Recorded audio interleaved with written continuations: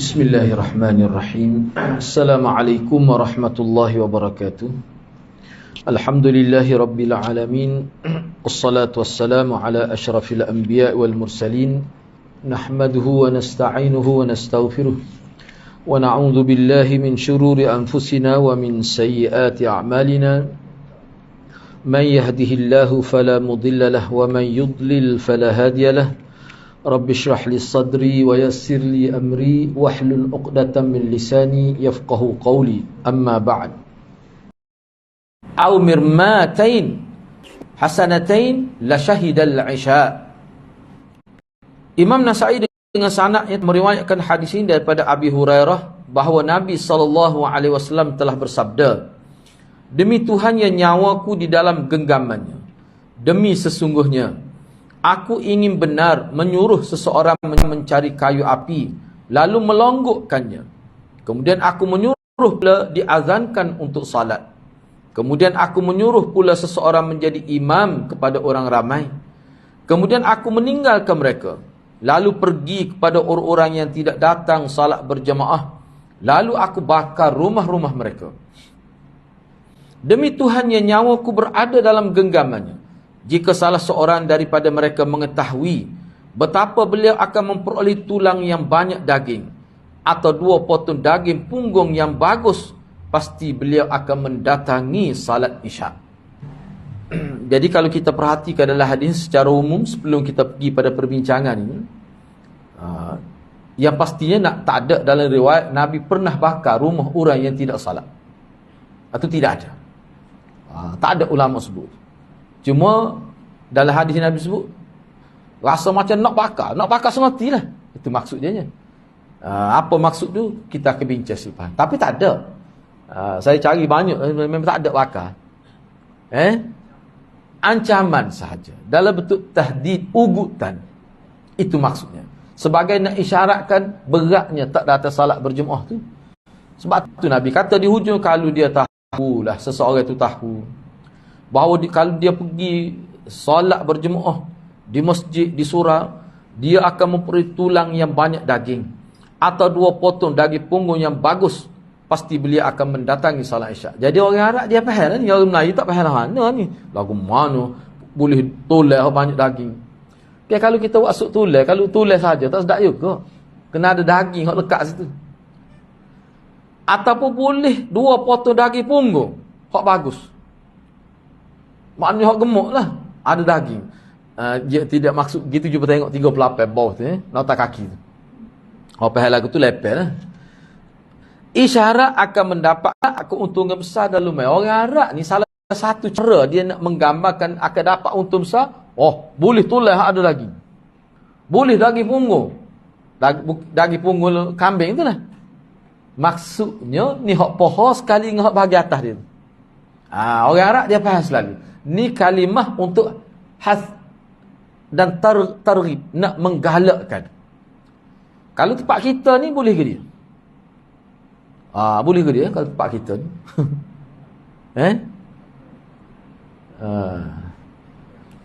Ayat mana je? Biasa tempat kita ni. Ada kadang-kadang Nabi guna boleh dapat unta merah. Ni pun salah satu bentuk lah. Baik. Cuba tengok perbincangan dan pedoman hadis tu. Pertama sekalinya, hadis Abu Hurairah ni adalah muttafaq alaih. Yang kedua, harus mendahulukan ancaman dan ugutan sebelum menyebutkan kelebihan. Uslub ini digunakan oleh Rasulullah SAW semasa mendidik generasi awal Islam. Baginda SAW mengugut akan membakar rumah orang yang tidak hadir salat berjemaah. Dan selepas itu barulah menyebutkan kelebihan yang akan mereka dapat sekiranya mereka hadir salat berjemaah. Jadi ancam dulu. Pasal macam nak bakar. Suruh cari kayu api. Yang kedua, suruh hazal. Yang ketiga, suruh orang lain jadi imam. Nabi aku akan pergi kepada orang yang tak mari tu, nak bakar rumah dia. Segala tugas-tugas Nabi buat, suruh orang lain berlaku. Nampak serius benar tu. Serius benar tu cara tu. Tu.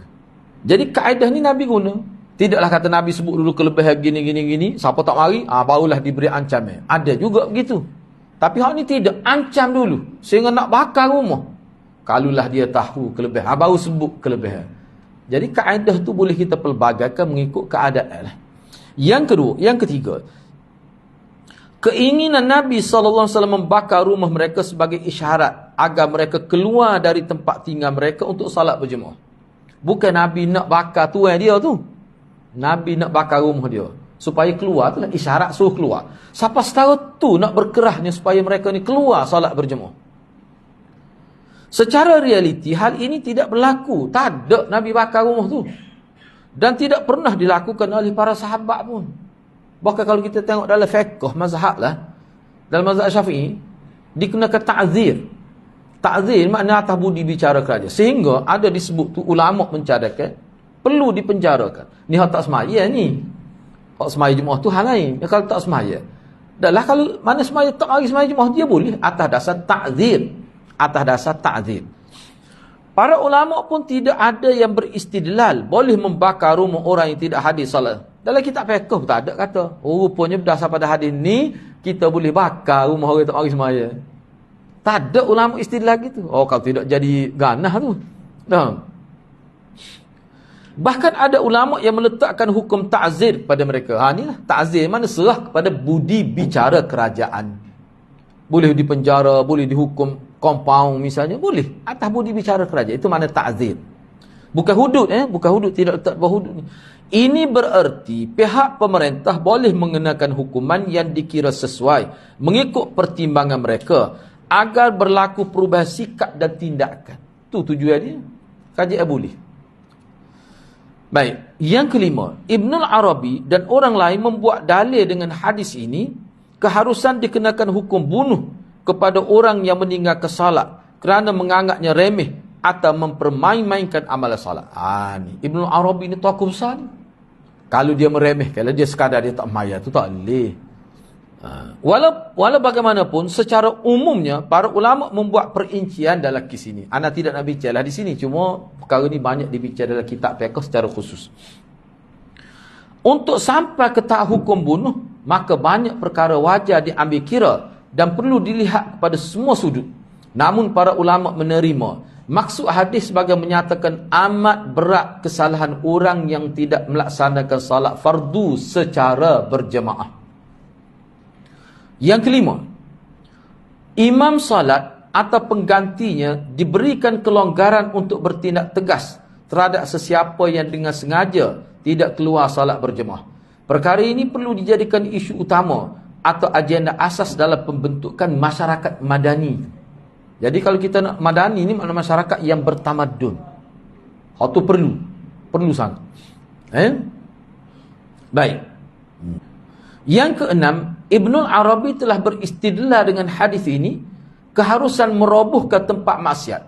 Ini adalah pandangan mazhab Malik. Namun pendapat ini dikritik dengan alasan ia telah dimansuhkan sebagaimana telah dimansuhkan hukuman dengan bayaran harta. Ini adalah pendapat Ibn Hajar sebagaimana tersebut dalam Fathul Bari. Dia gini ya.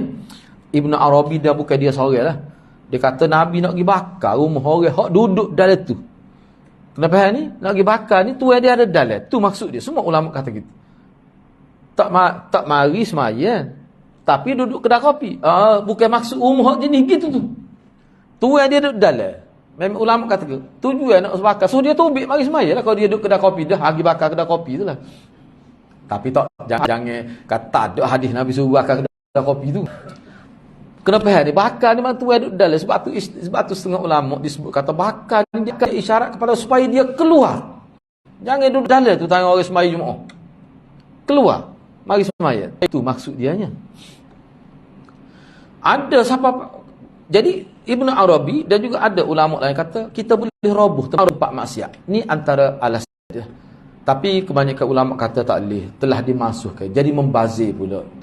Tempat tu bukan kerana tempat tu haramnya, aktiviti dalam tu. Kita tengok apa ni kita kata kalau kita tengok dalam internet, boleh tengok dalam internet bagaimana proses perkembangan Islam di luar negara, di barat. Berapa banyak dah gereja telah dibeli oleh orang Islam, kemudian dibuat tanda-tanda syirik, simbol-simbol syirik, kemudian dibersihkan semua tu, akhir sekali dijadikan masjid. Rugilah kalau bakar. Itu. Tapi kok mana pun ini adalah pandangan mazhab Malik secara umum lah. Alah, tapi bukan dalam mazhab Malik pun bukan semua setuju begitu. Ni satu pandangan daripada mazhab ni. Tapi pendapat ini dikritik dengan alasan dia telah dimasukkan sebagaimana dimasukkan hukuman dengan bayaran harta. Jadi kadang-kadang hukum hak tidak hudud ni lah.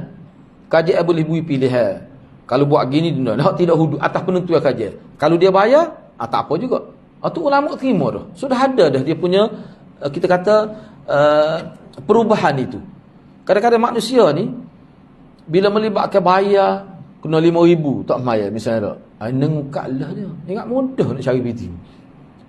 Tu disebab dia Islam dia maksud untuk mendidik. Itu maksudnya. Ini perbincangan secara detail dalam kitab-kitab fiqh lah. Baik, sebahagian ulama telah membantah kenyataan beliau yang dengan putus mengatakan hukum berkenaan tidak mansuh. Tapi ada juga, jadi ada setengah ulama dia kata tak kena Hafiz Ibn Hajar sebut tu. Dalam kitab Fathul Bari dia. Dia kata tak mansuh lagi. Makna tempat maksiat tu boleh kita robohkan. Ramai ulama kata tak mansuh tu, kekal tu. Pendapat beliau tidak mantap, bahkan yang lebih tepat ialah tidak masuk kerana banyak dalil yang menyanggihnya. Antara hadis bahkan hukum yang masuk adalah azab dengan api sahaja. Hatu tali. Mana kita nak bakar tu boleh. Tapi kukuk mana kena faham ni? Hak ni atas pertimbangan kerajaan. Tapi nak ayat kalau kerajaan bertindak sampai ke tahap itu masih menepati hukum lagi. Tu. Sebab tu kih-kih gini kerajaan kena fikirlah. Tak boleh kata bila ada kita pakai nak buat lalu. Kena fikir pada kesan dia. Banyak perkara lah. Tapi boleh siapa situ. Yang ketujuh, para ulama telah berbeza pandangan. Ni anda tidak setuju semua sebab isu semaya Jumaat ni kita tahu dah. Jadi kadang-kadang kita setuju perkara-perkara yang luar lah sikit.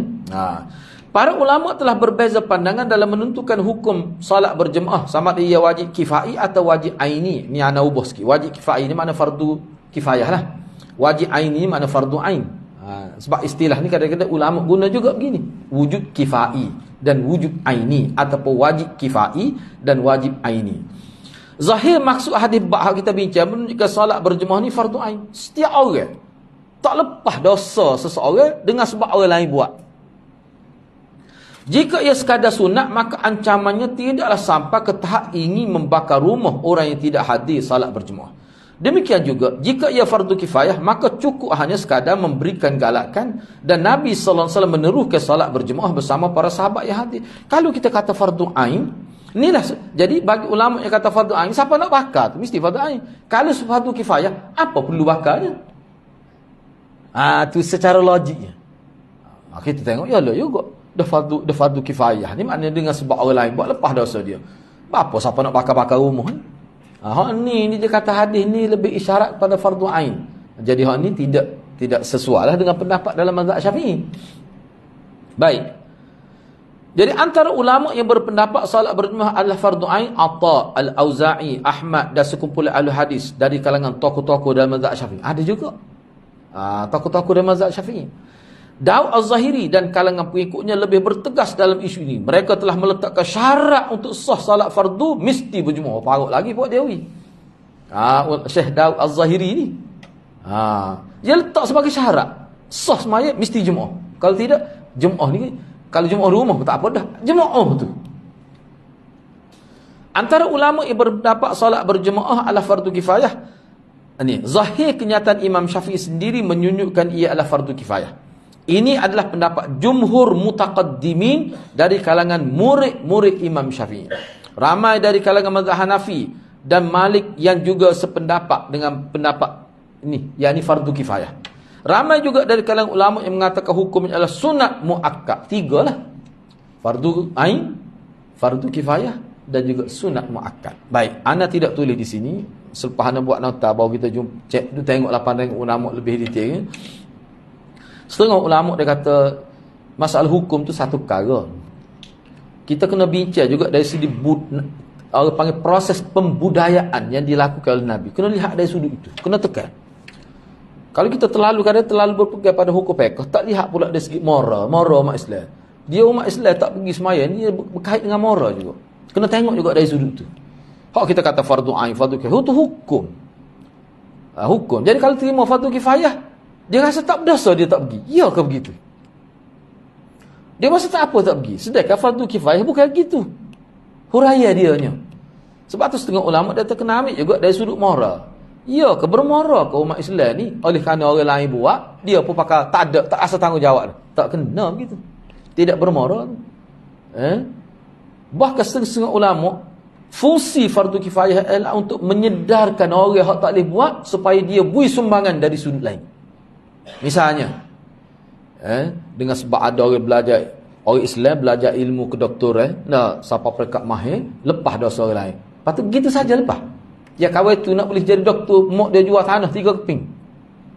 Tiba-tiba lepas dosa orang lain. Ya Allah, kau gitu fardu kifayah? Tidak. Sepatutnya orang Islam hak tidak boleh buat benda tu, dia lah bantu bui duit kepada budak ni, bayar PTPTN dia tu, bayar sekali pakat kumpul duit orang kampung dengan sebab dia lepas dosa kita. Hak tu sebenarnya fungsi fardu kifayah.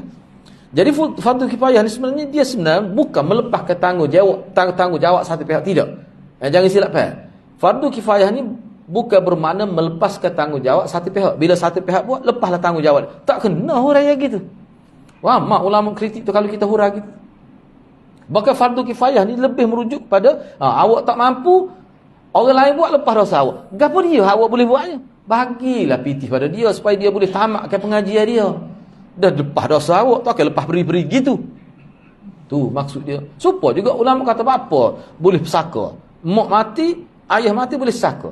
Nak suruh anak jagalah tu pok dia tu. Ya tak ya, apa harta boleh kamu juga. Nak lagu tu pun tak erti.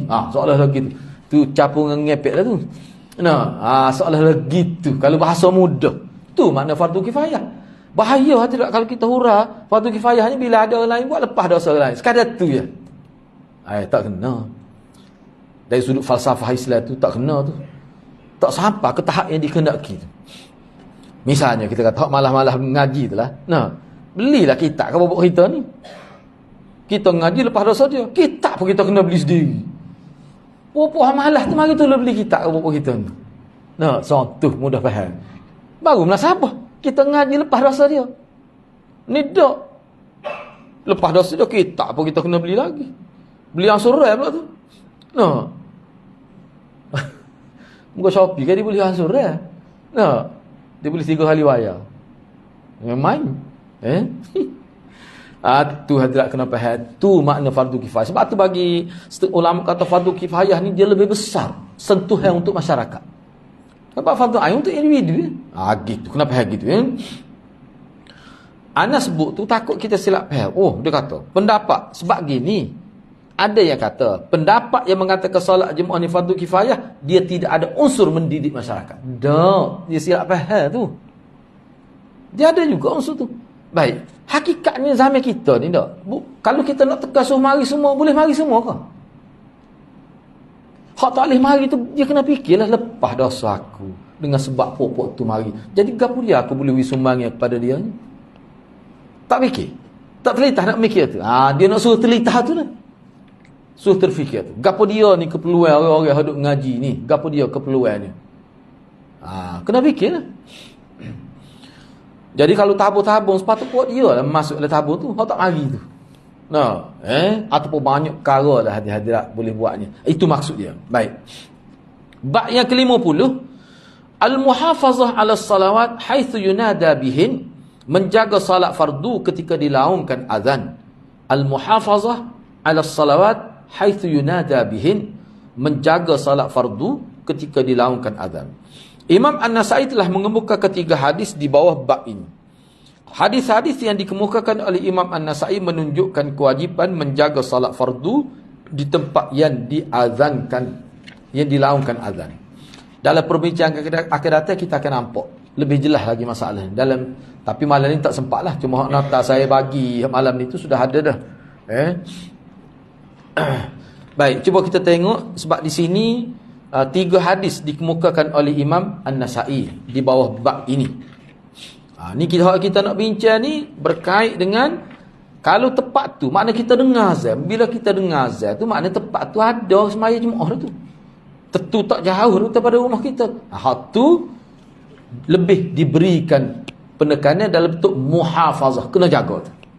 Sebabnya kalau dalam kitab fiqh kalau tepat tak ada orang azan ke apa, dia agak longgar sikit. Boleh kita semaya bersama keluarga kita. Tak perlu melibatkan perlu pergi, tak perlu. Di rumah pun cukup. Tapi kalau melibatkan dengar azan, maknanya ada berlaku aktiviti tu, dia ada kewajipan kena pergi. Itu maksud dia. Hadis yang pertama itu hadis yang ke-849. Wa bi qala akhbarana Suwaid bin Nasr qala anba'ana Abdullah ibn al-Mubarak an qala al-Mas'udi an Ali ibn al-Aqmar an Abil Ahwas an Abdullah annahu kana yaqul man sarrahu an yalqa Allah azza wa jal ghadan musliman falyuhafiz ala haula'i as-salawatil khams haythu yunada bihin fa inna Allah azza wa jalla syar'a li nabiyhi sallallahu alaihi wasallam sunanal huda wa innahun min sunanil huda wa inni la ahsabu minkum ahadan illa lahu masjid yusalli fihi fi baitihi falau sallaitum fi buyutikum wa taraktum masajidakum. Ni kita bincang ni, kena ingat ni ya, ni salat fardu ni. La taraktum sunnata nabiyyikum walau taraktum sunnata nabiyyikum la dhalaltum. Wa ma min 'abdin muslim yatawadda'u fayuhsinu al-wudu' thumma yamshi ila salatin illa kataballahu 'azza wa jalla lahu bikulli khutwah yakhtuha hasanah aw yarfa'u lahu biha darajah aw yukaffiru anhu biha khati'ah. Wa laqad ra'aytuna nuqaribu bainal khuta' wa laqad ra'aytuna wa ma yatakhallafu anha illa munafiqun ma'lumun nifaquh. Walaqad ra'aitu ar-rajul yuhada bainar rajulain hatta yuqama fi as-saf. Imam Nasa'i dengan sanad telah meriwayatkan hadis ini daripada Abdullah bahawa beliau berkata, sesiapa yang suka bertemu Allah Azza wa Jalla, bawah tu saya buat dah Abdullah ni, Abdullah bin Mas'ud, sebab nama Abdullah ni beratus-ratus orang. Dia ada kitab khusus dengan saya. Sahabat Nabi hok bernama Abdullah saja, satu buku. Al-Abadilah minas sahabah. Abdullah dari kalangan sahabat. Ni. Tapi hak sahunya ni 5 orang. Ni Abdullah masuk ni golongan muthaqqafin, cendekiawan sahabat. Tempat rujuk ni. Dia kata, sesiapa yang suka bertemu Allah Azza wa Jalla kelak sebagai muslim, jumpa Allah dalam keadaan dia orang Islam harus ngertilah, maka hendaklah beliau menjaga kesemua salat fardu sebaik dilaungkan azan. Bila dengar azan, dia kena jaga salat fardu. Sesungguhnya Allah Azza wa Jalla telah mensyariatkan kepada nabinya sallallahu alaihi wasallam jalan-jalan hidayat. Sesungguhnya salat fardu 5 waktu adalah antara jalan-jalan hidayat. Aku pasti, kata Ibnu Mas'ud lagi, setiap kamu mempunyai tempat salat khusus di rumah kamu untuk kamu salat. Sebab zaman sahabat dulu dia menjadi kebiasaan. Masing-masing sahabat di rumah dia ada Masjidul Bait, tempat dia salat sunat khusus. Aku tahu waktu ada belaka tu, kata Abdullah bin Mas'ud. Namun jika kamu salat hanya di rumah kamu, tu biasa kan silap.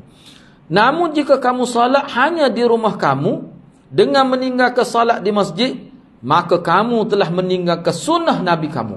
Dan jika kamu meninggalkan sunnah Nabi kamu, pasti kamu akan sesat. Pasti sesat. La dalaltum. Lam tu kalau ngaji bahasa Arab dia panggil lam harfut ta'kid. La dengan maksud la dalaltum, dia dengan erti pasti. Lam tu saja maksudnya. Baik, mana-mana orang Islam yang berwudu, dia nak sebut kelebihan pula ni. Mana-mana orang Islam yang berwudu, lalu ia memperelokkan wudunya, kemudian ia berjalan ke masjid untuk salat, pasti Allah Azza wa Jalla catatkan tu sebenarnya. Catatkan untuknya satu hasanah bagi setiap langkahnya, atau diangkat untuknya satu darjat, atau dihapuskan untuknya satu dosa. Demi sesungguhnya kita telah melihat, ni kata dia ni, dia sebut kita ni padahal dia seorang kecek ni. Dia kata kita ni maknanya kalau nak terjemah lah boleh ubah lah. Demi sesungguhnya kami para sahabat, tu lebih tepat lagi lah, telah melihat kalangan kami memendekkan langkah-langkah, dan tidak ada yang mengelakkan diri daripada salat berjemaah kecuali munafik yang sudah dikenali kemunafikannya. Jadi sahabat ni bila dengar gini, jalan jadi pendek lakah. Nak suruh banyak lakah. Sekali kan lakah, sedepah sekali lakah. Hak ni dak sedepah tu boleh buat 3 lakah.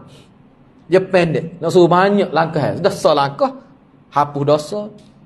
naik dapat satu hasanah, satu langkah. Hapus, naik satu darjat, lepas tu dihapuskan satu darjat dengan selangkah. Akhir sekali dia pendek langkah. Jadi orang Jepun hak pakai kimono tu, jadi ngeng gitu tu. Soalan begitu lah. Bapa tu nak supaya dapat banyak langkah tu. Kayak dalam riwayat lain, siapa mari pusing masjid 2-3 kali. Bapa nak suruh banyak langkah tu. Demi sesungguhnya saya melihat ada orang yang dipapah oleh 2 orang dan dia diletakkan di dalam sah. Sakit nak bangun, minta tolong orang akak lagi. Tu sahabat kesan daripada hadis ni. Hadis sebelum ni Nabi sebut. Tu baik. Cuba kita tengok perbincangan dan pedoman hadis ni. Yang pertama, hadis Abdullah bin Mas'ud adalah sahih dan ia diriwayatkan oleh Muslim, Imam Muslim dalam sahihnya. Yang kedua, bab dan hadis yang dikemukakan oleh musannif ni Imam Nasa'i lah, penyusun kitab ni. Musannif mana penyusun kitab ni. Kita guna dia punya perkataan dia tu. Bab dan hadis yang dikemukakan oleh musannif menunjukkan kemestian menjaga salat fardu secara berjemaah. Zahirnya gitulah. Bab dan hadis yang dikemukakan nampak gitu zahirnya. Walau bagaimanapun, isu ini telah menjadi khilaf di kalangan ulama. Perlu diberi perhatian dan peringatan. Khilaf yang berlaku bukan menjadi alasan untuk memandang ringan salat fardu berjemaah. Khilaf ni hanya dari segi hukum saja. Dari segi hukum. Yang ketiga, berdasarkan hadis bab dan hadis lain, umat Islam tetap diperingatkan agar jangan mengelakkan diri daripada menghadiri salat berjemaah kerana ia diungkapkan oleh tokoh sahabat Ibnu Mas'ud sebagai sunnah Nabi kamu. Kalau orang Islam bila kita guna istilah sunnah Nabi kamu tak usah buat lagi. Cuba tengok Ibnu Mas'ud kata la dhalaltum, terang sesat.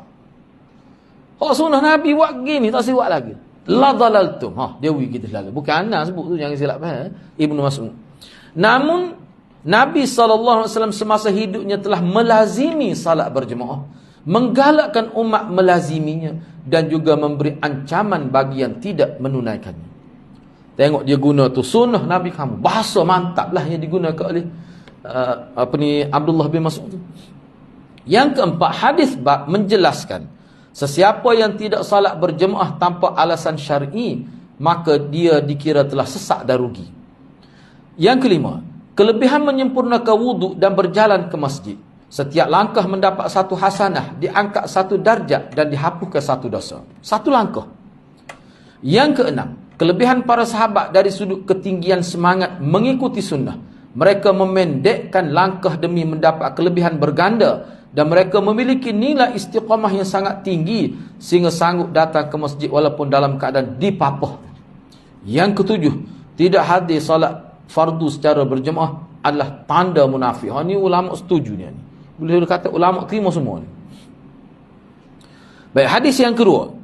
Hadis ke-850. Wa biqala akhbarana Ishaq bin Ibrahim qala hadatsana Marwan bin Muawiyah qala hadatsana Ubaidullah ibn Abdullah ibn al-Asam an ammihi Yazid ibn al-Asam an Abi Hurairah qala jaa a'ma ila Rasulillah sallallahu alaihi wasallam faqala innahu laysa li qa'idun yaquduni ila as-salah fasalahu an yurakhkhisa lahu an yusalliya fi baytihi fa'adhina lahu falamma walla da'ahu qala lahu atasma'un nida bis salah qala na'am qala fa'ajib. Ini hadis yang kedua. Imam Nasa'i dengan sanad yang telah meriwayatkan hadis ini daripada Abi Hurairah. Beliau telah berkata, seorang buta telah datang kepada Rasulullah sallallahu alaihi wasallam lalu berkata, sesungguhnya tidak ada orang yang boleh menuntun saya ke masjid. Hak mari nak tolong papah nak itu tak ada. Saya tak boleh pergi masjid. Oleh kerana itu beliau meminta kelonggaran untuk salat dia. Boleh ke saya nak semaya di rumah? Semaya Jumaat di rumah lah. Ataupun semaya sendiri ke? Semaya fardu ni. Pada pereka awal Rasulullah telah mengizinkannya. Apabila beliau berpaling untuk pergi, maka Rasulullah telah memanggilnya dan bertanya. Tanya orang buta ni lah. Apakah engkau mendengar azan untuk salat? Dia jawab, ya. Dengar bunyi azan tu. Engkau dulu tak ada speaker. Kalau bunyi tu dekat mana lah ni tak boleh kira. Bunyi speaker apa kalau jalan kaki kepeh perut tu. Nah, kalau dulu bila bunyi azan kena faham molek ni. Maksud Nabi tanya, mu dengar ke tak azan? Maknanya nak ayatnya dekat tu dengan tempat semaya tu. Tu maksud dia. Kena tulis sebab anak tidak catat tu. Tu beza dia. Kalau lah ni jangan terbawa gini. Mu dengar ke azan? No. Mu pakai speaker tinggi pula tu. Oh nah iya. No. Kadang-kadang pak trafik lain tu bunyi lagi. Dulu lain tak serupa tu, kenapa situasi dia tu. Bila Nabi tanya gitu, dia kata ya dengar. Maka baginda sallallahu alaihi wasallam berkata kepada dia, sahutlah seruan itu. Maknanya engkau wajib datang salat berjemaah. Ni ana terjemah berdasarkan satu pandangan ulama. Oh kalau gitu wajib gih buta-buta pun. Tu. Yang pertama, hadis Abu Hurairah adalah sahih dan ia telah dikeluarkan oleh Imam Muslim dalam kitab sahihnya. Yang kedua, mengikut Imam An-Nawawi rahimahullah, orang buta yang datang menemui Nabi SAW dalam hadis ini adalah Abdullah bin Ummi Maktum. Ana tidak catat sini. Abdullah bin Ummi Maktum ni kepentingan dia ni sebab dia muazzin. Dia tu khabar ni. Oh tak mari hak ni kan. Suara sedap ni walaupun buta pun. Jadi ada kepentingan. Setengah ulama sebut gitulah. Tak apalah. Imam Nawawi menyebutkan hadis ini menjadi dalil. Ni kata Imam Nawawi. Ni tokoh besar ni. Sehingga ulama kata kalau tak ada dia, tidaklah tersebar meluah mazhab Syafi'i ni. Ni peranan dia ni. Kemai ni. Tak tahulah banyak mana pahala dia boleh. Sebab banyak kitab orang ambil manfaat daripada karya dia. Kalau hak ni kan, kalau bab Muslim ni kan, syarah dia lah paling sahur. Imam Nawawi menyebutkan hadis ini menjadi dalil bagi pihak yang berpendapat hukum solat berjemaah adalah fardu ain. Inilah antara dalil. Walaupun Imam Syafi'i dia tak kata fardu ain, fardu kifayah. Tapi inilah hadisnya antaranya. Bagi orang yang kata, tengok buta-buta bersugi. Asalkan dengar azan. Bagi jumhur ulama, sahabat yang buta telah meminta rukhsah untuk salat di rumahnya dan ia diberi izin oleh Rasulullah sallallahu alaihi wasallam menunjukkan salat berjemaah adalah fardu kifayah dan orang yang ada uzur akan tetap mendapat pahala berjemaah. Bahkan mengikut ijma' orang Islam, keuzuran menjadi sebab gugurnya kewajipan hadir berjemaah. Dia dalam nota selepas ni ana sebut pandangan Ibnu Hibban, Abu Hatim Ibnu Hibban, dia mari 10. Kita sebut dah pada permulaan sebelum ni 10. Dia punya berdasar pada keseluruhan hadis hak Nabi bui kelonggar tak mari semai jemaah ni, dia ada 10 sebab. Mana kita ambil tengok hadis secara kolektif, buat kesimpulan Ibnu Hibban kata ada 10. Hak tu tak sempat kita nak baca mana ni, minggu depan lah. Baik, yang ketiga, ada kalangan ulama yang menegaskan bahawa orang buta tetap ditekankan salat berjemaah jika beliau boleh datang ke masjid dalam keadaan selamat. Jadi, kalau kita perhatikan hadis ni, antara bagi Nabi lah, selamatnya dia tu sebab dekat. Sebab tu Nabi tanya, mu boleh dengar ke tak? Maknanya dalam konteks zaman dulu yang tidak ada pembesar suara, kalau boleh dengar azan, dengar terang, maknanya dekat. Jadi kalau dekat, seperti mana tempat lain yang dekat dia boleh pergi jugalah. Tu maksud dia ni. Tu sebab tu kita kena gini, muka hadis Nabi ni wahyu. Apa Nabi tanya mau dengar azan ke tak tu? Ulama bincang tu. Itu maknanya Nabi nak tahu keadaan dia tu. Maknanya dekat tu. Siapa boleh dengar? Tu ni cerita ni hak duduk di luar bandar Madinah ni cerita ni. Bukan hak duduk di Madinah. Luar pada Madinah tu. Yang keempat, orang yang mendengar azan lebih ditekankan hadis salat berjamaah. Ini dalil. Siapa tak dengar azan tu, tidaklah penekanan tu kuat sangat dikenakan kepada mereka. Tapi kalau hak dengar, hak ni lah sebenarnya yang menjadi masalah. Perbincangan itu lebih ketat tu. Baik, cuba kita tengok lagi. Hadis yang ketiga. Hadis 851. Wa bi qala akhbarana Harun bin Zaid bin Abi Zarqa. قال حدثنا أبي قال حدثنا سفيان وأبي قال أخبرني عبد الله ابن محمد بن إسحاق قال حدثنا قاسم بن يزيد قال حدثنا سفيان عن عبد الرحمن بن عابس عن عبد الرحمن ابن أبي ليلى عن ابن أم مكتوم أنه قال يا رسول الله إن المدينة كثيرة الهوام والسباع قال هل تسمع حي على الصلاة حي على الفلاح قال نعم قال فحي هلا ولم يرخص له. Imam Nasai dengan Sa'id telah meriwayatkan hadis daripada Ibnu Ummi Maktum bahawa beliau telah berkata, inilah antara Sandarai Imam Nawawi kata Abdullah bin Maktum ni, Abdullah ibnu Ummi Maktum hak buta tanya Nabi ni antara dalil dia nya. Kan hak ni kata guys sebut. Bahkan dia yang riwayat hadis. Baik. Jadi beliau pernah bertanya Nabi, wahai Rasulullah, Madinah sesungguhnya Madinah ni bukan mana Madinah tu. Di luar terdapat banyak binatang berbisa dan binatang buah. Baginda berkata, apakah engkau mendengar hayya 'alas salat dan hayya 'alal falah? Dia gini dia setengah-setengah ulama kata hak ni ketika dia tidak berada dekat dengan Masjid Madinah. Selepas tu kan dia jadi tukang bel di Masjid Madinah selepas tu. Dia ni. Kena cek semula, anak tak ingat dia ni, anak pernah baca, dia kata dia ni anak saudara Khadijah ni. Dia ni anak saudara Khadijah ni. Abdullah Ibnu Ummi Maktum. Maknanya anak saudara sahabat Nabi lah ni. Dia ni. Kalau salah boleh cek semula lah. Ni anda pernah baca dah ada sebut. Baik, tak apalah. Tu boleh saya mau semula. Bila Nabi tanya dia mau dengar ke hayya 'alas salah hayya 'alal falah, dia kata ya. Maka Nabi kata, ayuh pergilah solat berjemaah. Nabi tak kata wajib. Nabi kata ayuh pergilah. Kalau kita kecek ni, pergilah, kalau gitu tak pergilah. Maknanya penekanan itu tidak terlalu tegas sebab dia buta.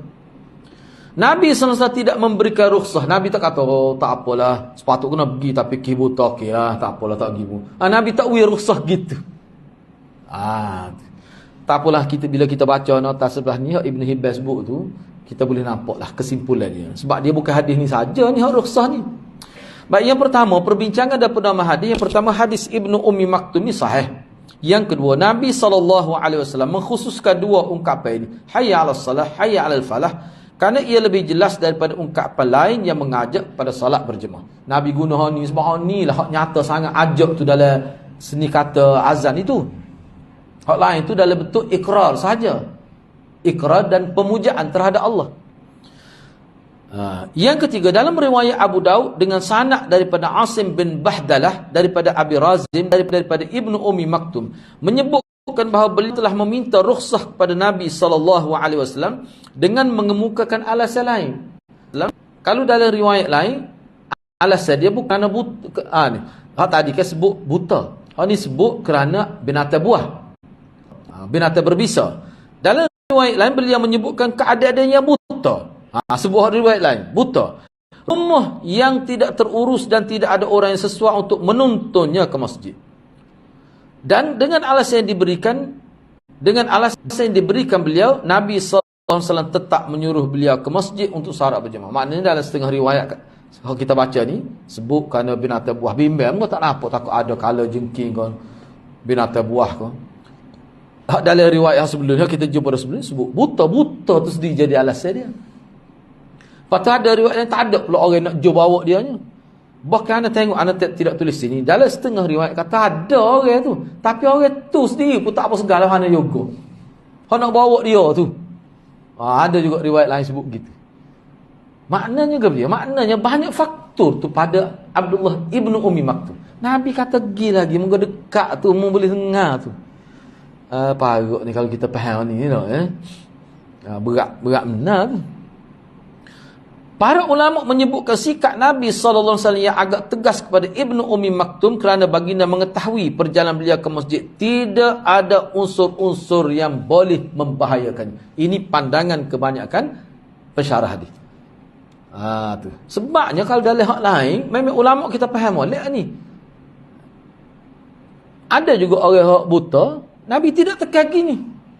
Dia buta ni, sahabat buta ni ramai. Ada kitab lah sahabat buta. Sebab salah satu sebab sahabat jadi buta kerana peperangan. Rosak tubuh, rosak saraf. Akhir sekali jadi buta ramai. Bukan kata buta asal, ada buta kerana berperang. Rosak tubuh ni. Itulah sahabat. Baik. Al-uzru fi tarkil jamaah. Bab yang ke-51, alasan yang mengharuskan tidak hadir salat berjemaah. Al-uzru fi tarki jamaah. Alasan yang jadi sebab syar'i lah, kira alasan itu sebagai sebab syar'i untuk tidak hadir salat berjemaah. Ni kita ambil satu hadis saja. Sebab di bawah, Imam Nasai telah mengemukakan 3 hadis di bawah bab ni. hadis-hadis yang disebutkan di bawah bab yang ke-51 ini menjelaskan bentuk keuzuran yang menjadi keharusan meninggalkan salat berjemaah di masjid. Mengikut penelitian Ibn Hibban, Abu Hatim Ibn Hibban, melalui 3 hadis yang dikemukakan, terdapat 10 perkara yang menjadi alasan untuk tidak hadir salat berjemaah. Baik, ana sila terjemuh di sini. Bila anda tengok pula sebab gini, sebab kita tengok dalam syarah lain, kitab lain, dia gini sikit saja kesilapan. Betul. Mengikut penelitian Ibn Hibban melalui hadis-hadis yang dikemukakan. Tak ada 3 tu. Macam mana terlepas pandai tu, bila cek pula tu tak kena ni. Dia gitu, tak ada 3, potong 3 tu. Mengikut penelitian Ibn Hibban melalui hadis-hadis tu. Kena kuasa ruah tu, hadis-hadis yang dikemukakan terdapat 10 perkara yang menjadi alasan untuk tidak hadir salat berjemaah. Hal ini saya sebut kemudian. Di akhir. Dia akhir pada hadis ketiga, itu saya buatlah tu. Untuk tu Baik, kita nak ambil satu hadis saja malam ni. Cuba kita tengok hadis 852. Hadis 852. Wa biqala akhbarana Qutaibah an Malik an Hisham ibn Urwah an abihi anna Abdullah ibn Arqam kana ya'ummu ashabahu fahadaratis salah yawman fadhhaba li hajatihi thumma raja'a faqala sami'tu Rasulullah sallallahu alaihi wasallam yaqul idza wajada ahadukumul ghaid falyabda' bihi qabla as-salah. Imam Nasa'i dengan sanad telah meriwayatkan hadis ini daripada Abdullah bin Arqam. Apa ni? Kita ambil di Hisham tu kan. Hisham bin Urwah telah meriwayatkan hadis ini daripada ayah dia, yakni daripada Urwah bin Az-Zubair lah, bahawa Abdullah bin Arqam menjadi imam. Kena tambah ni pun ada tertinggal terjemah ni. Menjadi imam kepada kawan-kawannya. Ashab tu. Sebab dia ada ashab. Ya ummu ashabahu. Tertinggal tu. Menjadi imam kepada kawan-kawannya. Pada suatu hari, ketika sudah masuk waktu salat, tiba-tiba beliau pergi kerana sesuatu hajat. Tiba-tiba orang azan dah. Tiba-tiba tak ada dia. Tak kena ayat kau orang no. Nak pergi buang air. Moga buang air masa ni pada pasir ni. Tiba-tiba tak ada. Kemudian beliau kembali lalu berkata, saya telah mendengar Rasulullah sallallahu alaihi wasallam bersabda, apabila seseorang kamu berasa hendak buang air, maka lakukan itu terlebih dahulu sebelum salat. Jangan doa gitu. Masa anggota email kan ni. Sudah rebel sakit perut. Juga atara aja boleh nyakit ke buat kerja lagi tu.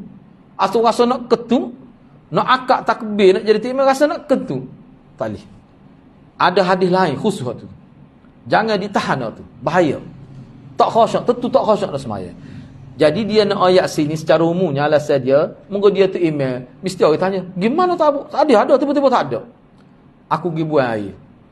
Dia pun ayat lalu, apa aku buat gitu? Sebab Nabi tak benar kita tahan tu, nak buang air, nak kencing, tahan. Nak semaya, tak boleh. Tu termasuk dalam setengah-setengah ulama kata itu berdosa tu. Sebab apa? Dia menyebabkan tidak khusyuk. Berkenaan khusyuk kita bincang selepas ni. Setahu mana penekanan khusyuk dalam solat itu. Baik. Itu maksud di sini. Sebab tu dia sebut, dia kata Rasulullah ada sebut. Aku buat ni alasannya kerana Rasulullah sebut. Yang pertama, hadis Abdullah bin Arqam sahih. Yang kedua, bab dan hadis yang dikemukakan oleh Imam An-Nasa'i menjelaskan bahawa buang air adalah suatu sebab yang mengharuskan untuk tidak menghadiri salat berjemaah. Dia ni bila dia pergi buang air, siapa tinggal salat jemaah. Padahal dia tak imam. Orang lain jadi tak imam. Dia tengok tak imam tak ada. Yang ketiga, tidak elok seseorang salat dalam keadaan berhajat untuk buang air. Dia berhajat buang air, dia salat dekat itu. Dia lah mana? Tu. Yang keempat, syariat menuntut seseorang agar menjaga kualiti salat dan menjauhkan diri daripada sesuatu yang mengganggu khusyuk. Beliau tidak harus masuk dalam salat dalam keadaan ada sesuatu yang menghalangnya daripada khusyuk. Tak boleh. Misalnya nak semaya tiba-tiba rasa gatal, macam ada semua. Sesat tu dulu. Biar tinggal sarkat pun. Tak boleh. Ni duk gaul dalam semaya. Kalau nak betul piah sebelum akad takbir. Nak letak spek sebelum akad takbir. Tu. Yang kelima, seseorang wajar menjelaskan alasan apabila beliau tidak melakukan sesuatu yang zahirnya dilihat sebagai melanggar syariat. Kenapa ya? Apa saya tak mari?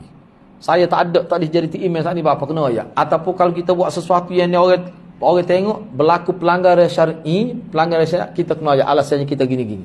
Takut timbul fitnah. Dan itu termasuk menjauhkan fitnah atas diri kita. Baik. Yang keenam, mengikut Al-Hafiz Ibn Abdul Bar rahimahullah, termasuk dalam adab. Adab ni kalau kita nak terjemah ni termasuk dalam disiplin agama. Seseorang menggunakan bahasa kiasan apabila hendak menyatakan sesuatu yang dianggap kotor, menjijikkan atau dianggap tidak sesuai diucapkan pada khalayak.